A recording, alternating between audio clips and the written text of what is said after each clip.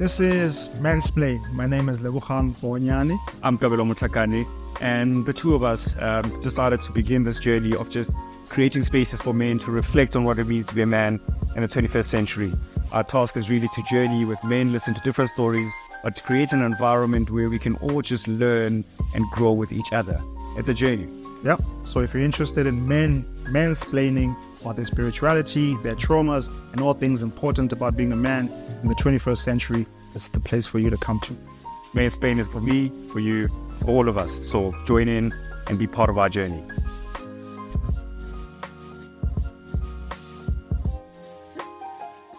Welcome, everybody. Welcome. This is us again, myself, Lebo and my co-nemesis, Kabelo, and this is Mxnzplain, our little platform, space where we try to talk about issues relating to men, stuff that we should be speaking about as men, but are not. And really our intention and our hope is to create a space for men to talk about stuff, for things to be better, for us to deal with whatever we have going on inside, to share perspectives on all of these issues that we may be going through, to deal with the issue of loneliness that most men go through, believing and feeling as though we are alone in a lot of spaces, and also just trying to uplift ourselves as men in general, Black men in particular, and also in the same vein, uplifting our societies. So today, we want to deal with a few, or one big issue, which I think plagues us in our societies, and that is substance abuse, addictions. We want to try and look at, the different levels of substance abuse, what addictions there are out there that impact our lives, impact our families, impact our work lives, impact our productivity, such things. So, Mr. Mutaka, do you have any addictions? Do I? Look, that's a very good question.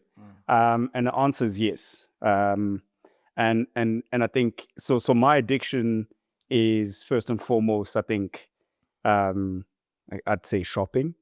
Okay. I think I tend to be quite an impulsive shopper. Okay. Like, in the sense that, like, if I'm not feeling well, if I'm not feeling good, or something is just not what it should be, my natural disposition is to buy something, right? Shopping for what? To prop myself up, like sneakers, clothes, sometimes things that I don't even need, right? Okay. And I think it became a huge problem, because it's almost like, if I don't have anything new this month, like, what did I do with my time, with my life, right? Whatever I achieved.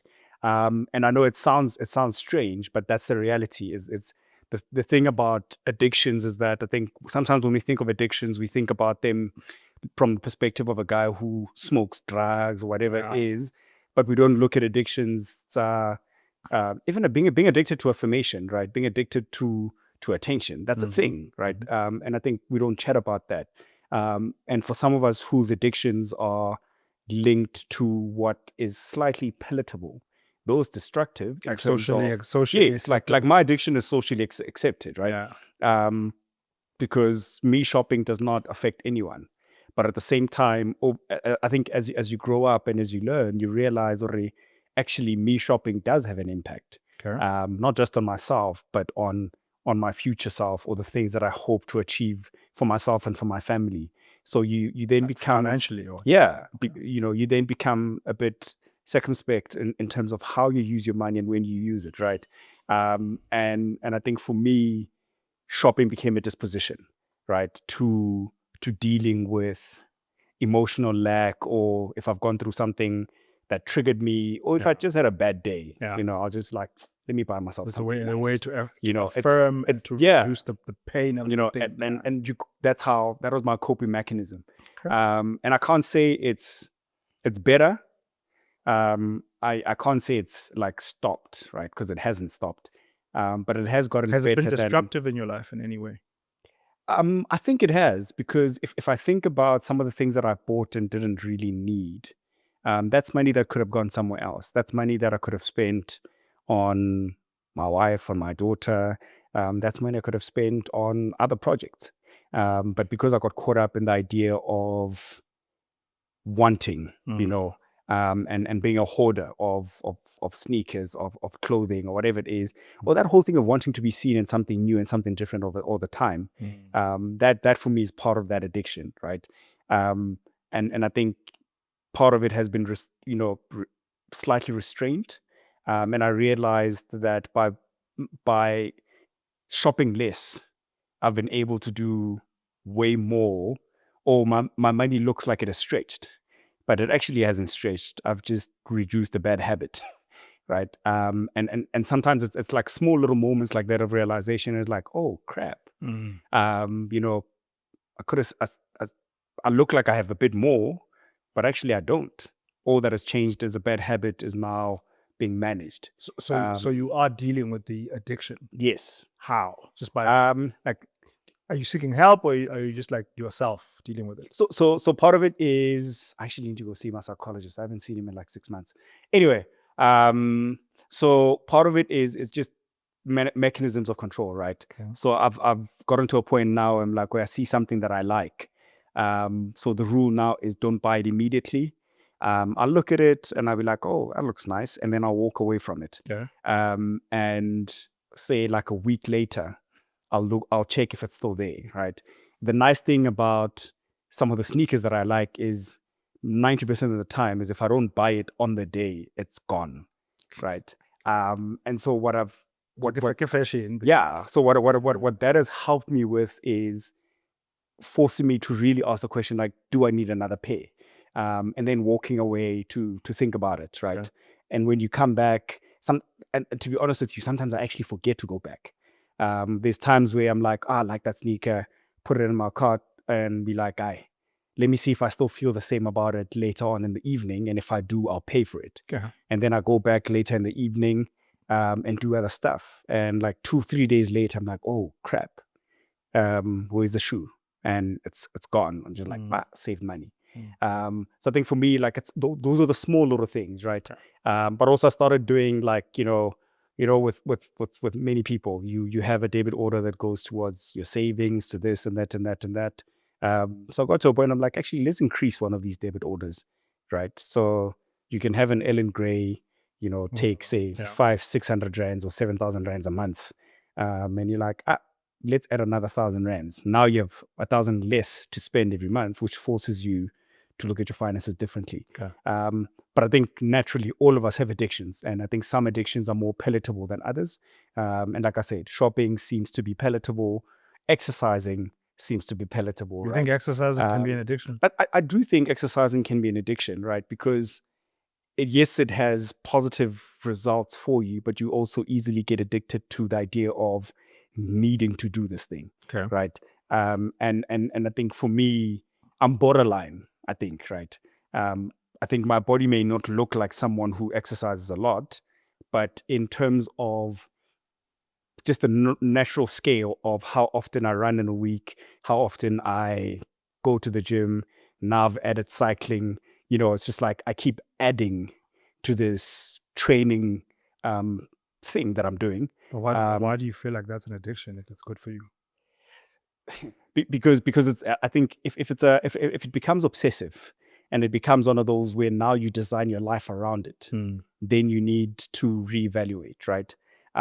In the sense that if you cannot look beyond, if you cannot prioritize other things outside or be above that, Okay. right, it creates issues, right?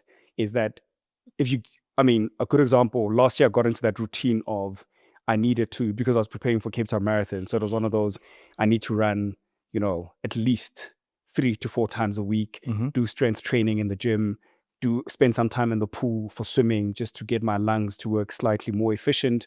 And the reality was, being caught up in all of that, it then meant I had very little time for other things, right? Okay. But also some of the long runs on the weekend, where you wake up and you do 21 or 35 kilometer run, you come back home and you're spent, your family is trying to be like, oh, let's go to the park, let's go for a walk, let's do this and that. But because you've woken up and got yourself beaten up by the road or training, you don't have the capacity to be out and socialize now that family time is compromised. Yeah, I guess what I'm struggling with is it doesn't seem destructive, right? So, like for instance, if you think about what many people would term an addiction, Yeah. like if you think of something like drugs, Yeah. right? I don't know if you've had the experience of being friends or have had family members who are addicted to Yeah. drugs. Like that addiction can be quite destructive to the person's life, but also And to to everybody the lives around them. of Yeah. people around them. Yeah. Right? So that's why I think I'm pushing you on some. Okay, so is that really an addiction? And there's always this tension between an addiction is something that as kind of like as when society looks at it, either looks at you being addicted to this thing, you can almost see the impact of it immediately. It's like, oh, he's not working. He's like, unbathed. He's always asking for money. Wow, there's that thing, right? But what I'm hearing you say is you can also have stuff that's quite light or more socially acceptable, also be addictions. So Yeah. shopping can be an addiction. Exercise can be an addiction. The part of those two that I'm missing, at least from your story, is the destructive element of it in your family. So I think the destructive part about the shopping is that financially it does limit or reduce your ability to do things for the Okay. family, right? Okay. So it has financial impact, which is not just on you, but it's On extended. everyone else. When you look at then, I think the exercising part of the addiction I indicated is, I think, one, quality time with the family also gets compromised or reduced, right? Because now everything is designed around this thing. Okay. And yes, it's a positive thing that you're doing, but I mean, you chat to women who are married to men who play golf, right? And naturally, a lot of them have the same story. Yeah. Is come Saturday or Sunday, We'll see this guy. this person wakes up, has coffee. Sometimes they don't even have coffee at home. They disappear, and they are on the golf course the whole day. By the time they come back, the day is done. The kids have done what they need to do. People are sometimes even going to bed, right? And that is the dark side to some of these activities, right? So that can be an addiction. Yeah. So I think and for me, that is where it becomes destructive. Okay. Right. As playing golf is a good thing, right? It's good for your mind, it's good for your body. You gets you walking. It's healthy. But naturally, if I'm playing golf Saturday and Sunday, right, and I'm spending 5 to 6 hours of those days on the golf course, how much time am I spending at home? How much So it's time am I like spending at with the my detriment kids? of quality So time it with comes the at a family. cost at quality time to your family, right? And I think that's why some addictions are overlooked, because they are palatable and they look safe, right? It is easy to pick on a guy who's addicted to drugs because we can see their behavior, their dress code, their just their dysfunctionality in society, and it's easy to then say, your addiction is terrible, right? Yeah. To the same extent that a person who drinks a lot, we can see that distraction with their body, with the people around them, or just meeting them randomly, at 11 o'clock on a Monday, and they smell like booze, and it's just like, yo, man, it's a bit not a thing. That's not great, right? And I think for me, that's where that's the thing, is that there's a massive stigma, which technically should be there, for people who have very visible and socially destructive addictions than those who have soft hidden addictions, right? And I think part of the soft hidden addictions can easily fall into the space of, I mean, we're having a chat earlier on about homies that are addicted to porn, right? Or addicted to going to strip clubs. Before we go there, right? So these Yeah. because I want to talk about the porn one and the kind of thing a bit later. Do you think, because obviously someone who's addicted to substances like drugs and mandrax, whatever, including alcohol, because I include alcohol in there, it literally, like, everyone in society is easy for us to agree, who'll be like, oh no, that person is an addict. causing Oh no, damage, that person substance abuse. Oh, that person, look at what it's doing to their life. But these more subtle ones, like shopping, gambling, exercise, sports, blah blah, Eating. eating kind of thing, I mean, how? Because I agree with you. Yeah. They are and can be addictions. What do you think, like for yourself, what is the underlying thing that causes those potential addictions? Like what are you what are you trying to deal with? I mean, with the shopping, you said it happens in moments of like just when you're not feeling great, Yeah. right? That's okay. That's fine. I guess I get that. Maybe you need better like coping mechanisms, like instead of spending money. Why then? What is the exercise one? Like, what would lead It's the to dopamine, that? right? It's the dopamine effect, right? Is you and I think that's the thing about addictions, right? I think for me, addiction is anything that gets you to a point of feeling so dependent that you cannot exist outside of it, right? And it takes Mhm. full control of who you are. Mhm. Then it's an addiction, right? And so it's no different to you can love someone without being obsessive about them, right? When you now become very obsessive to the point where now she can't go to work without you calling every hour at work to check if she is at work and asking them to video call. Mhm. That's obsessive behavior, right? That in itself is a form of addiction in my Mhm. mind, Mhm. right? And I think that's the thing about addiction is that it's that one thing that enslaves you to it to its into submission, right? That's Is fine. that I you guess what I'm want trying to get to to, what's the cause? right? Like, what's the I think causes? the cause for a lot of us is it's that a feeling of insufficiency, or incompetence, or wanting to affirm something in you, right? It is that excitement. It is there are people who are addicted to danger, right? Who are addicted to just dangerous situations because it makes them feel alive. Mm. And that is the thing is that the thing about addictions is that it works at the part of our minds and our bodies that feels like it needs stimulation, right? If the first time you eat chocolate, you feel the highest level of happiness, the misconception is that that chocolate gave you that level of happiness. And now we become enslaved to the chocolate because we hope that it will give us that same dopamine effect every time we eat the chocolate, Mm. right? But naturally, it wears off eventually. And then now we need to find something else or something stronger. And that's why, like, when you look at people who are drug addicts, a lot of them didn't start off with they didn't. No one woke up and decided cocaine is going to be my thing, Yeah. right? Um, and if anything else, alcohol is considered the biggest gateway into substance abuse, right? Is that most people who go into cocaine or LSD or whatever it may be, it all starts with alcohol, right? It starts with we're at a party, we're having a draw, and because you've had so much to drink and your mind is you're at a certain level, somebody offers you Molly, or they offer you some cocaine, and that triggers something in you that excites you, and you're just like, whoa, okay, Mm. let's go, right? And those are the small little things that lead people into those dark spaces, right? I mean, we did a project with Gibbs when I was at the University of Pretoria, and we visited Bishop's Park, which is in Hillbrow. And what was sad for me about Bishop's Park was we met a young guy who was at Wits studying, I think it was industrial. No, it was he was studying engineering. And what happened to this boy was that all he did, he just liked smoking weed, right?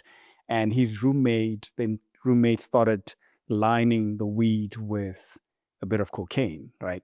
And so he kept on smoking and smoking, and eventually he realized he needed something stronger and stronger and stronger, and he just kept going. Mhm. And eventually, a few years later, he finds himself living in Bishop's Park, because Bishop's Park is literally one of the cheapest places you can find drugs in Johannesburg, right?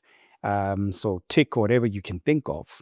If you go to Bishop's Park in Hillbrow, you will get the drug that you want, right? Mhm. And the price is lower. Mhm. There was a story of a UJ professor also who ended up living in Bishop's Park because he got addicted to drugs at a much later age, right? But also you see it with a lot of people who go into academics, where a number of individuals in pursuit of their master's degree or their PhDs, they start taking Concerta or Ritalin or all these other drugs that stimulate your mind, and they become addicted to that, right? Mm. You look at finance, boys and girls, right?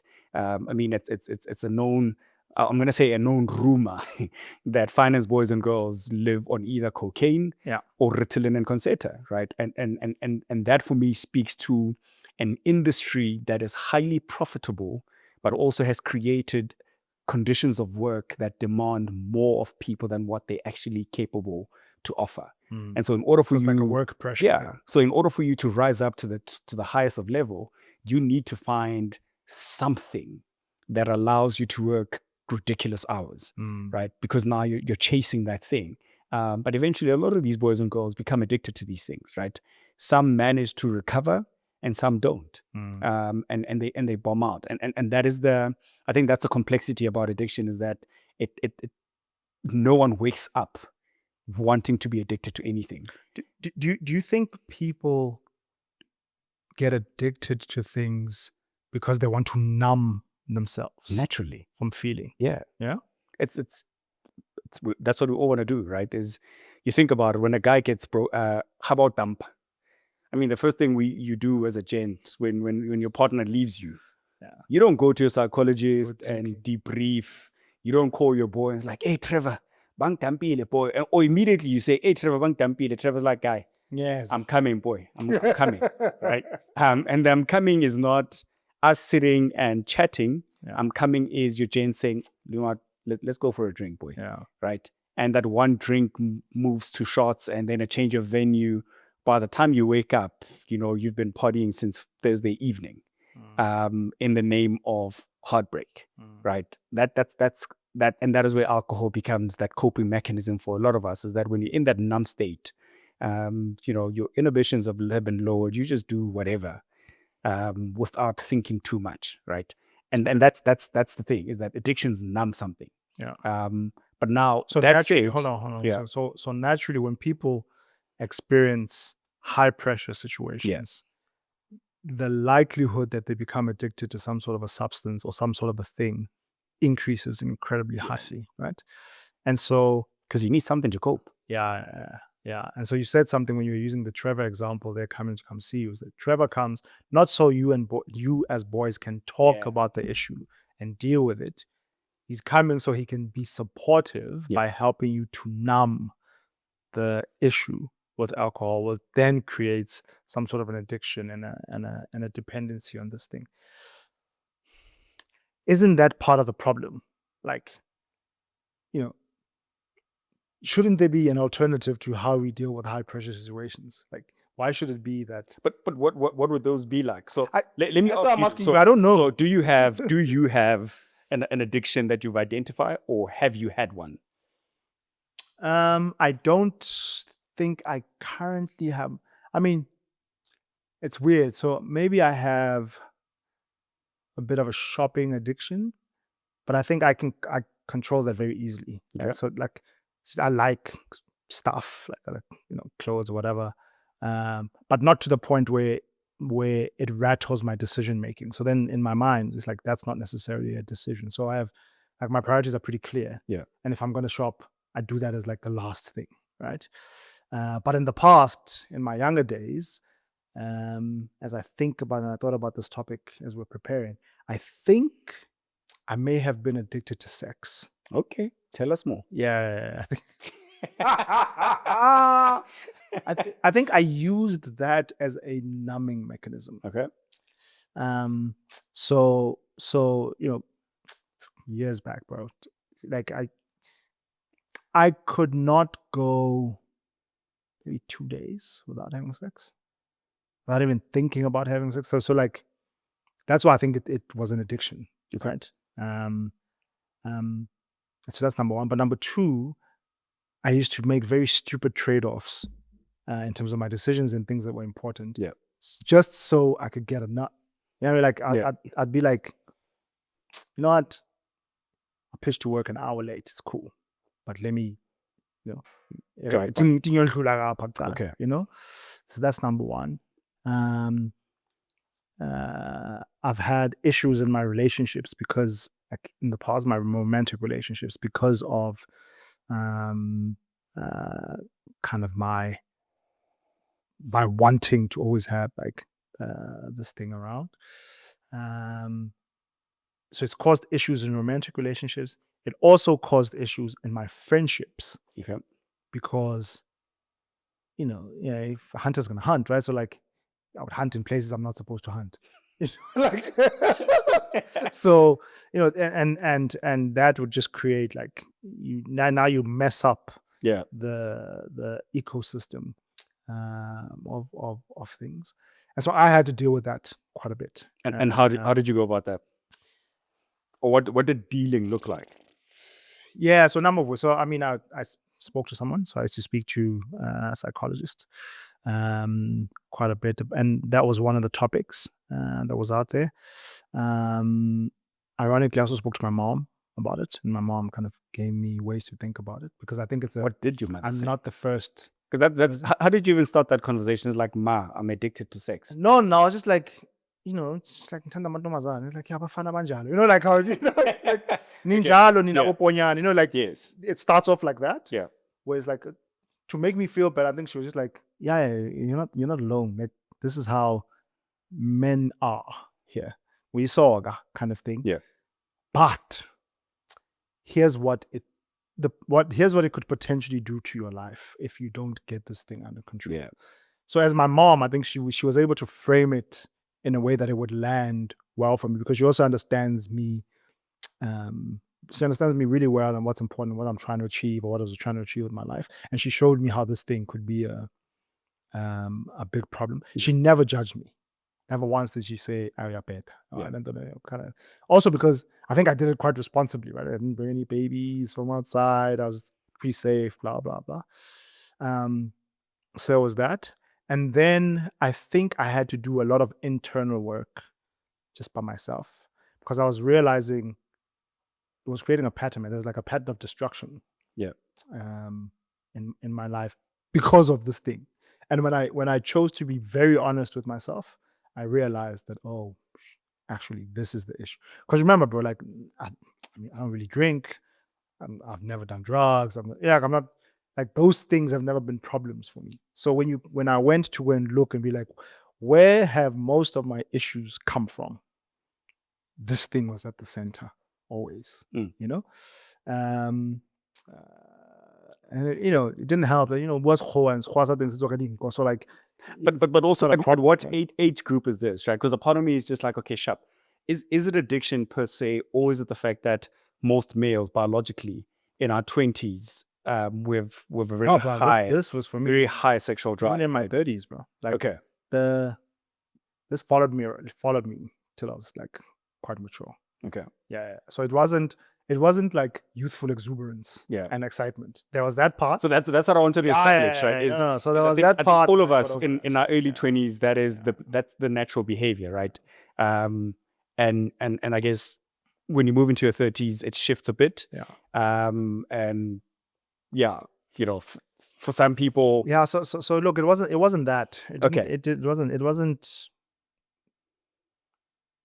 It wasn't excitement just because excitement, it's a new thing. Like it's just something it was just following me around, and it was, it started really having an impact in my life. But what really helped, is as I was talking to different people I trusted or whatever, I also realized that I wasn't like a leper. I wasn't the only one, and I wasn't a unique case. So it's like, sure, you can deal, but don't worry, you can deal with this thing. Like this happens. So what were you Too much trying to numb? I don't know. Like that's an interesting question because,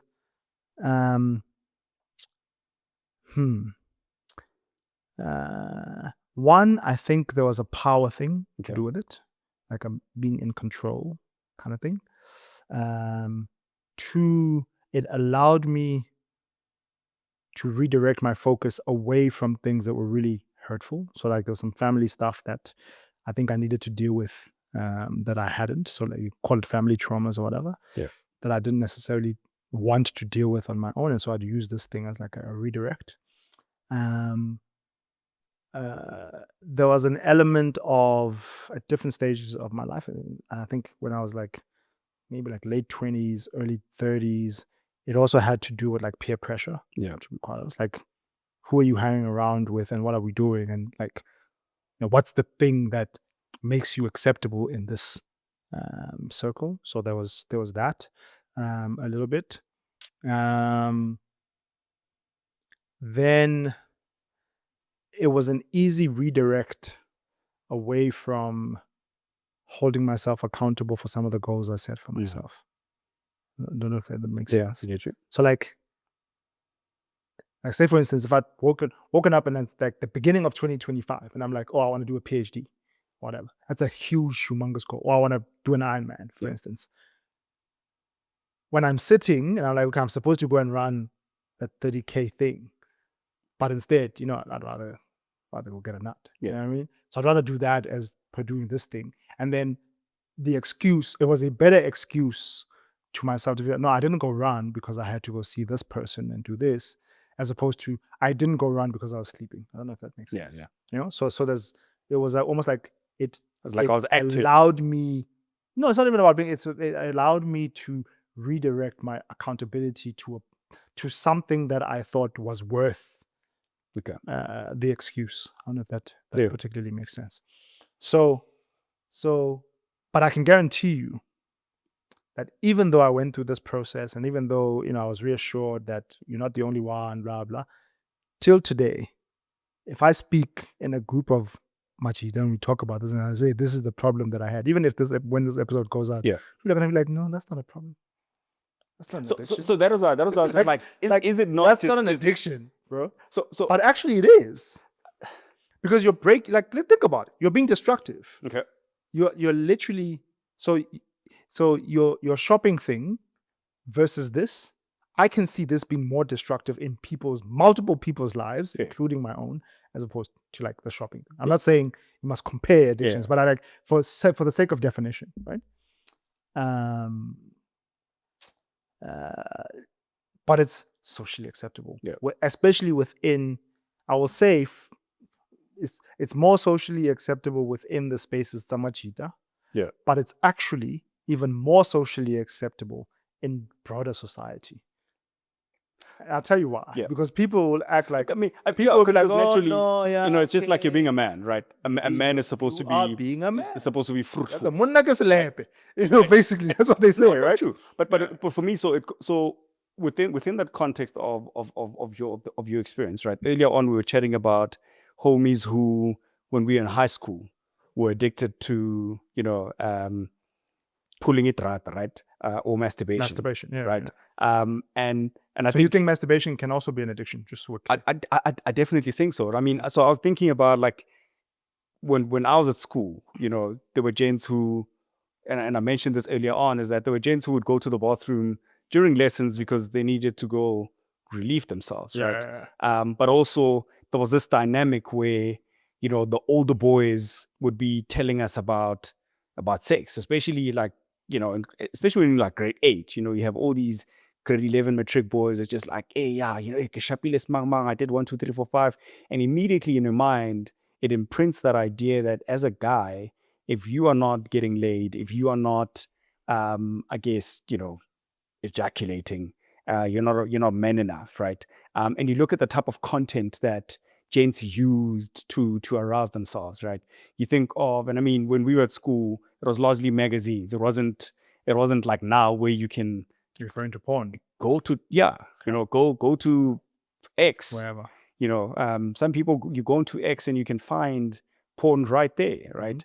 You go to Instagram. Wild, by the way. It's crazy. You go to Instagram, you can find it, right? And it shows itself in multiple ways, and it depends also on what excites you, right? And so the access to it now is way more than what it was when we were at school, where somebody would bring a Hustler magazine or whatever it was. It was almost like a rare event, right? But even there, during that period, you still had gents who would, like I said, leave the classroom to go sort themselves out, and then they'd come back and pretend like nothing happened. What do you think is the negative with masturbation? Why is it an addiction? So I think for me, it's not just the masturbation itself, but it's the tools that you're using to get yourself there, right? Is that it creates, I think it abuses, it manipulates part of your mind to needing a certain level of stimulation, right? And because of that level of stimulation, it consistently puts you into that mindset, right? And naturally, it becomes a thing of needing to relieve yourself consistently, right? And I'm not sure that for me, that can't be healthy, Okay. right? There isn't a law that says if you ejaculate too much, you're going to die. But I think there's a dysfunction that you eventually inherit from doing that, right? Okay. I mean, when you look at the stats currently, especially in the school space, we're finding that young kids are being exposed to porn as early as 10, right? And this is soft porn, right? At the age of 10, a lot of boys have been exposed to soft porn in the form of pictures, and it's all on YouTube. And kiddies YouTube, as people think that kiddies YouTube is safe, that thing is actually dangerous, right? There's porn Because on kiddies YouTube. so soft porn, right? So remember, it's the adverts that they use, right? The imagery, the type of models that they use, and if naturally you showing a child the female body in a way that you hope they would receive innocently, but the way the ads are done, it's actually quite sexual, and it starts to imprint Okay. on those little boys, right? And that is why you'll notice, when they hit like grade 7, grade 8, there's already an excitement about being in a relationship, being with a girl, and some kids are having sex already by the time they hit grade 8, right? But also what we're realizing, especially with Gen Zs, is because of the addiction to pornographic material that they get so much easy access to, is that the idea of sex is very violent, right? And how they think of it, and how they act it out with their partners. Because some of the content that you find online is not actually it's not actually safe, right? Okay. It's very violent, very like deep throat, very harsh not loving. stuff, right? There's no loving, there's no caressing, there's no gentleness, Okay. Yeah. right? And immediately for a young mind, the assumption is that's what women want. And what does it do for the relationship between men and women? I think it creates a very warped idea of satisfaction, right? Because now you've watched this content for the past 5 years. Now you get a girlfriend, you're in a relationship, and now you're expecting this person to perform at that level, right? But also because it is so violent, it's not pleasant, because it's you're wanting to now, almost mimic some of the content that has gotten you excited when you were watching these videos or whatever it may be. Yeah. And that's the problem, is that in terms of sexual satisfaction, you're finding that less and less of those type of individuals acquire it, because it's already being muddied by the type of content they've exposed themselves to. And I think that's where then the addiction starts there, is that even when you're married, you'll find guys who will have sex with their wives, and then when they're done, they'll go into the bathroom and watch a video to finish off, whatever it may be, right? Or between being with their wife, with their partners, they will still have the need to go and for me, that's where it's now an addiction, right? Because it's no longer really about, I guess, the recreational value of sex, because I think sex is a beautiful thing, and I think it should be had. But also, I think there is a way, and there's a way that it can be done that is respectful, that is loving, that is enjoyable, without the violence, right? And yes, different people have different kinks, but I think we must also be very conscious that some of these kinks don't come from nowhere. Yeah. So I mean, so we're going quite down the rabbit hole of like the sex is an addiction thing. I Yeah. want to bring us a little bit higher to say like what's the impact of being addicted to porn, for instance, on the relationships that men and women have. I mean, in your space as a priest, have you ever had to deal with a case where like people are having problems because of that, and without sharing names, like what have you seen and what's going on out there? I think it compromises the intensity or the intimacy of the relationship, because I think, once again, like, sex can't just be transactional. There should be way more to it than just the feeling of the aftermath, right? And if you are with somebody who has these crazy ideas of what sex looks like, and that violent type attitude towards it, that does not make the relationship or the marriage safe, right? Because now there's always this thing that you are not doing what I need you to do, or you are not satisfying me the way I want to be satisfied. And for me, Do that's you where think men who are addicted to porn actually respect or have the capacity to respect women? I think they do have the capacity to respect women, but I question their ability to be intimately involved with their partners without the stimulation, Okay. right? And maybe that's where that's where the issue is that stimulation now becomes the place you go to in order to interact with your person. Okay. So it compromises that thing of presence, right? Is a thing for me, like when you're in that moment, there's a level of presence that is needed. And you lose that if all that you think about is this thing that has now, grabbed you. And for me, every type of addiction has that element, right? Is that it activates a part of your brain that constantly needs that stimulation. Yeah. And you're wanting to always go back to that feeling. Yeah. Right. And at what cost? And we become even more extreme in getting that, because I may begin with, soft porn where it's just watching bikinis, or whatever it may be, and that doesn't work anymore. And now I'm looking for something else, and it just and it gets more hardcore. Same thing with It's the alcohol. same thing with drugs and alcohol. Same thing with alcohol. Right. You start off with a little bit of like galang aside, Yes. and then next thing you're like addicted to these cheap ass gins that people are drinking out there just so they can be drunk. Same thing with drugs, right? You start off with weed or whatever. The next thing you're like all the way out there with like cocaine and mad The drugs. potency changes. Yeah. I mean, so I think there's a potency thing, but then there's also a dependency thing. So I've also seen, and this I know I get a lot of flack for, I've seen people who actually don't go up the spectrum of the drugs. So they don't go weed, cocaine, wada. They stick, like, for instance, on weed. Yeah. But he has to smoke like 4 or 5 plants a day. Yeah. That in many cases can also be worse, right? Because you're just like, this thing is like a total dependency. But then you'll be told that weed is not addictive, right? That's an absolute lie. And I'm just like, I'm not absolute personally. lie. I don't buy into. No, I don't buy that. It's like people say, no, I'm a functional alcoholic. Yeah. Are you listening to yourself? The mere fact that you're saying you're an alcoholic. Yeah. You're saying, you've identified a problem. I've identified that I have an issue and I have an addiction. But hold on. I'm functional. What does functional mean? Like, I'm still doing what I need to do. I can get to work. I do can my work. Yeah. Home, but are you alive? How like aware are you about what's happening? You're like a numbed walking zombie, effectively, like walking around drunk the entire time. Just because you're able to get to the office and get back home doesn't mean you're functional, right? Like, I'm being serious, bro. Like, it's sad, actually. It's not like, it's nothing to make fun of. It's actually quite sad, because I think a lot of our guys, right, a lot of men out there are living in the spectrum of being functional addicts, whatever it is that you're addicted to. Yeah. And I like your definition you used earlier, and maybe we'll use that as part of our wrap up. It's like anything that effectively has control over you, you should consider as an addiction or potential addiction. Yeah. It can be when if it has you enslaved, it's not potential addiction, it's an addiction, period. I'm saying potential so that people can kind of look at this, right?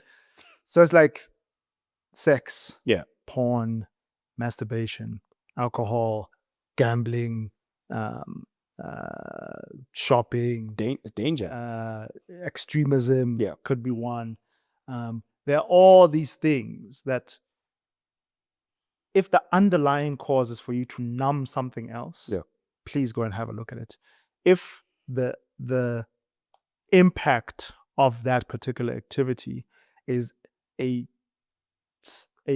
has a destructive role in your environment, either to yourself or to other people that you love, that's potentially an addiction, and we kind of need to find a way to deal with it. And it's probably the best place to start, I would recommend, is just talk to your boys, or talk to people you trust. Go and see your priest. Go and see, go speak to a psychologist if you have the capacity and the money, and also speak to your wife. Yeah. Or your partner. Let's not assume everyone is married. Partner. Speak to, well, I mean, I say wife because, maybe that's another thing to talk about. It's like, how much do most guys trust their girlfriends to be able to share with them the weakest parts of themselves. That's a conversation for another day. Yeah, but it's Would be the worthwhile. truth, Would right? be worthwhile. Yeah. You're with this person, you love them, they love you, you're committed to each other, or claim to be committed to each other. But you think 100 times about telling them stuff that you struggle with. And that's another big problem that we as men actually Yeah. have. Right? Like, can I actually tell my girlfriend, you know what, hey man, I think I have a shopping addiction. Yeah. I think I have an alcohol addiction. How do I deal with this thing? Or I don't think I'm strong enough to deal with blah, blah, blah, blah, blah. Anyway. So I was going to say, I think the misconception really with a lot of these addictions is that we assume we're in control. Yes. Right. And that's the first myth to this whole thing, right? Is I can sit here and be like, no, I'm in control. Yeah. I'm not yet bankrupt. That's why I'm I can still get to work because I can afford to put petrol into my car. Yeah. I can still, do what I need to do in the household. So actually, I'm okay. But the reality of the matter is, it is exactly that feeling and thinking you're in control that is most destructive, right? Because that is where you're not paying attention, right?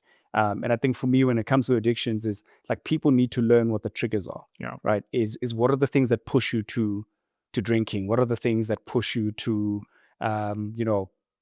shopping too much? What are the things that push you to choosing to go masturbate during work, right? Or taking Ritalin, or whatever it may be that it is that you use for coping mechanisms, right?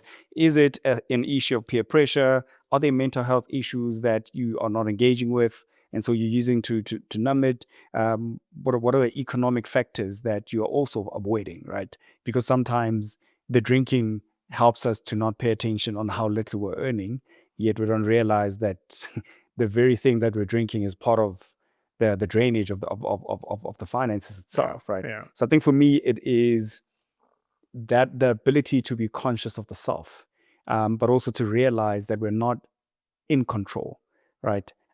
Because when you start thinking that you are managing this thing, right, and that it's not managing you, it's already done its thing. And not many of us wake up to that reality, is that we always think we're in control. But an addiction doesn't work like that, right? Is it makes you think like you're managing. It makes you think like, that's how you have functional alcoholics. Addiction is in control of you, bro. It wants you to be They are working, functional. they've designed their lives around their addiction. And the addiction, it's not something that you do recreationally. It is a part of your schedule.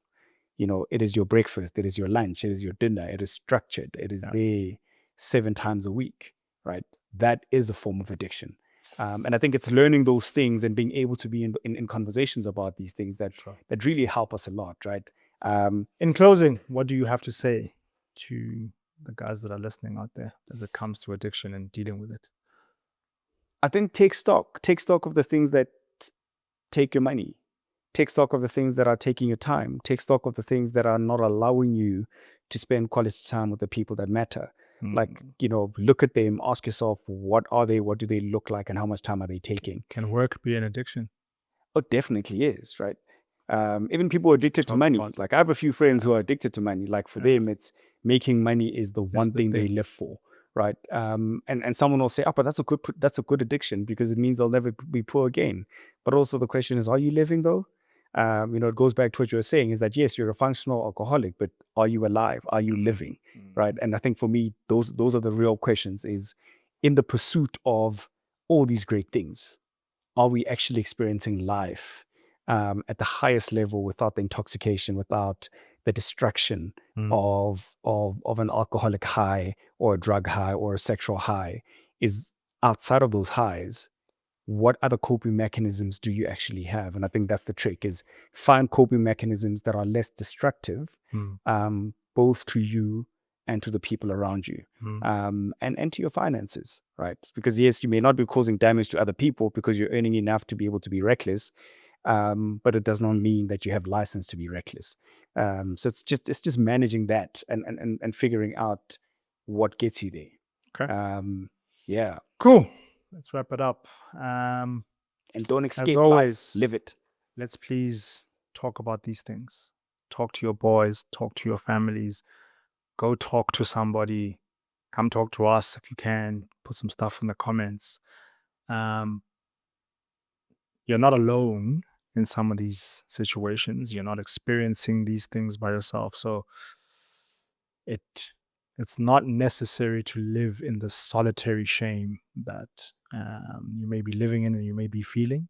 What's more important and more necessary is being able to go beyond whatever this potential addiction is that you might have.